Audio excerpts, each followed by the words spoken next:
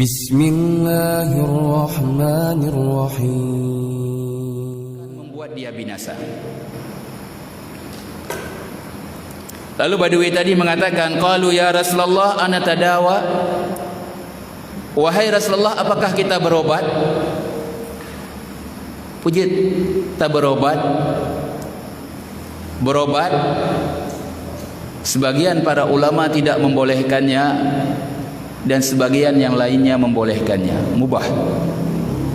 Dan tidak ada para ulama yang mewajibkan kecuali hanya sebagian dari mereka. Itu berobat, yang paling rajih dari aqwal para ulama adalah hukumnya mubah, boleh. Rasulullah sallallahu alaihi wasallam dalam hadis ini mengatakan kepada Arabi ketika dia bertanya apakah kita berobat, Rasulullah sallallahu alaihi wasallam mengatakan na'am. Ya ibadallah tadawau fa inna Allah azza wa jalla lam yadha' da illa wada'a lahu shifa ghaira da'in wahidin. Wahai hamba Allah, berobatlah kalian. Giyu ubat orang sakit, dan itu tidak menafikan tawakal kita kepada Allah. Kita sering menyampaikan tawakal itu harus dibarengi dengan amal. Tawakal harus dibarengi dengan amal. Setelah melakukan amalan, baru kemudian bertawakal kepada Allah Subhanahu wa taala. Maka ketika Badawi tadi bertanya, wahai Rasulullah, apakah kita berobat? Rasulullah mengatakan, na'am, berobatlah kalian. Karena Allah Subhanahu wa taala tidak menurunkan satu penyakit kecuali menurunkan dengannya obat. Mandum penyakit gepetreun oleh Allah Subhanahu wa taala na obat. Ana mungkin ana obat meta anggap coronanya penyakit, maka na obat. Karena Rasulullah sallallahu alaihi wasallam telah mengatakan setiap penyakit yang diturunkan oleh Allah pasti diturunkan bersamanya obat. Dalam hadis lainnya juga diriwayatkan oleh Imam Abi Dawud dalam sunannya daripada sahabat Abu Darda radhiyallahu taala anhu, Rasulullah sallallahu alaihi wasallam dikatakan oleh Abu Darda, beliau bersabda, innallaha anzala da' wad dawa. Itu Allah Subhanahu wa taala menurunkan penyakit dan obat.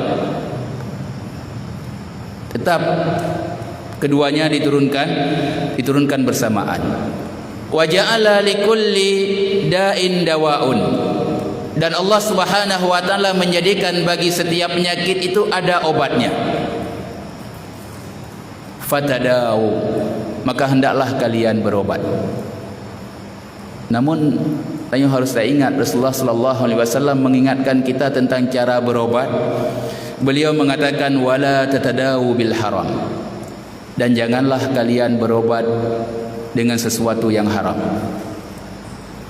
Dalam riwayat lainnya disebutkan oleh Rasulullah sallallahu alaihi wasallam ketika ditanya kepada beliau tentang khamar yang dijadikan obat, maka Rasulullah sallallahu alaihi wasallam mengatakan Allah Subhanahu wa taala tidak pernah menjadikan obat pada sesuatu yang haram.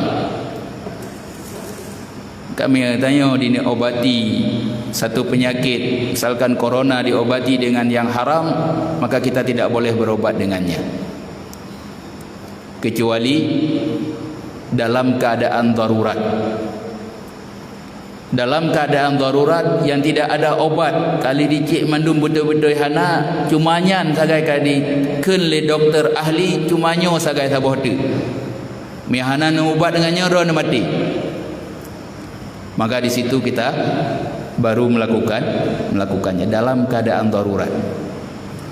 Dalam keadaan darurat itu dibolehkan melakukan perbuatan-perbuatan yang diharamkan. Ana makanan lain yang nasi ibu ya kan.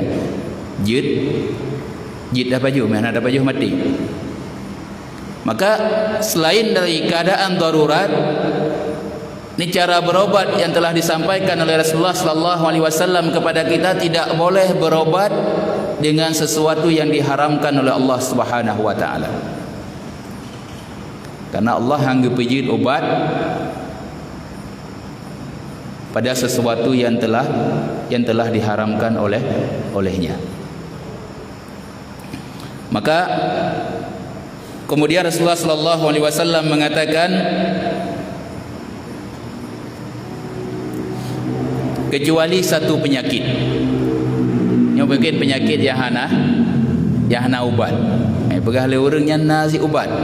Rasulullah kebegah penyakit ini tidak ada obatnya. Wa ma hiya ya Rasulullah? Maka ditanyakan kepada Rasulullah, apa itu wahai Rasulullah? Rasulullah sallallahu alaihi wasallam mengatakan al-haram. Itu tua. Tua nyo hana ubat. Ini boleh pemudara hana cerah. Mustahil. Walaupun pegat penelitiannya penelitian bangai.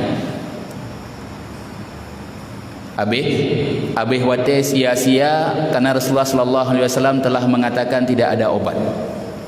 Dan Rasulullah sallallahu alaihi wasallam tidak pernah berbicara dengan hawa nafsu. Semua yang diucapkan oleh Rasulullah sallallahu alaihi wasallam adalah wahyu dari Allah Subhanahu wa taala. Maka kita wajib mengimani. Yang begah dari Rasulullah hana ubat penyakit tuha, maka hana ubat. Hana payah begah le penelitian medanya orang muslim. EKB kagak keun Rasulullah hana